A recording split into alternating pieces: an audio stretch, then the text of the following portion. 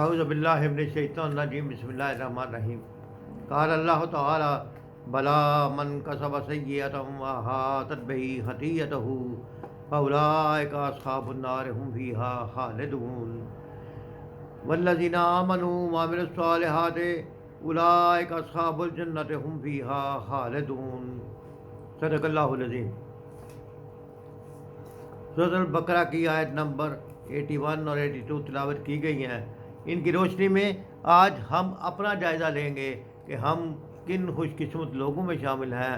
ان خوش قسمت لوگوں میں شامل ہیں جو جنت میں جائیں گے اور ان میں ہمیشہ رہیں گے۔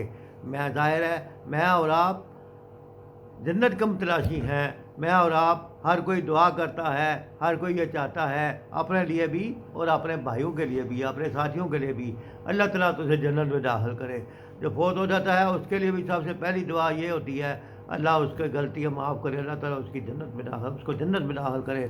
تو عزیز بھائیوں، آج ہمارے پاس موقع ہے قرآن حکیم کی تعلیمات کی روشنی میں ہم اپنا جائزہ خود لیں کہ اللہ تعالیٰ کے اعلان کے مطابق، بنانے والے کے اعلان کے مطابق، اس مالک کے اعلان کے مطابق جو جنت کا بھی مالک ہے اور دوزخ کا بھی مالک ہے، جس نے جنت کو بھی پیدا کیا اور دوزخ کو بھی پیدا کیا، جس نے جنت کے داخلے والے کی بھی ہمیں شرائط اور طریقے بتا دیے کہ اگر کوئی جنت میں جانا چاہتا ہے تو وہ یہ اس طرح کے عمل کرے، اور اگر یہ اس طرح کے عمل نہیں کرے گا تو وہ کون سے اعمال کر کے دوزخ میں داخل ہو سکے۔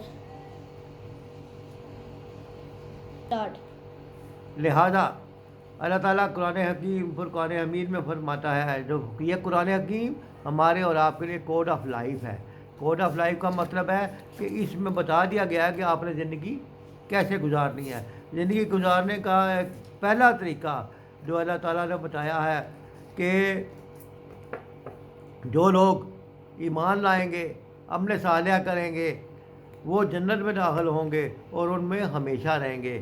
آج ایمان لانا، ایمان کا مطلب یہ ہے کہ اللہ تعالیٰ کی آیات پر ایمان لانا۔ اللہ تعالیٰ ایمان کا مطلب عمل سے سب پتہ لگتا ہے کہ بندے کا ایمان دل میں ہے یا بندے کا جو ہے وہ دل میں ایمان ہے یا زبانی ایمان اقرار کر رہا ہے۔ اگر دل میں ایمان ہوگا تو اس کے مطابق عمل ہوگا، لہذا عمل سے اندازہ ہو جائے گا۔ تو یہاں بھی یہی فرمایا کہ جنہوں نے ایمان لایا اور عمل صالح کیا، نیک اعمال کیے، برائیوں سے بچے، اللہ کے احکام کا مطابق زندگی گزاری، وہ ہمیشہ جنت میں رہیں گے۔ لیکن جس نے برائیاں کمائی، لوگوں کو تنگ کیا، اپنے نفس کی بات مانی، اللہ کے احکام کا انکار کیا، اللہ کی طرف دعوت دینے والوں کا مذاق اڑایا، اللہ کے قرآن میں لکھے ہوئے احکامات کا مذاق اڑایا، وہ سارے دوزخ میں جانے والے ہیں، اپنے عمل سے بھی، اپنی زبان سے بھی۔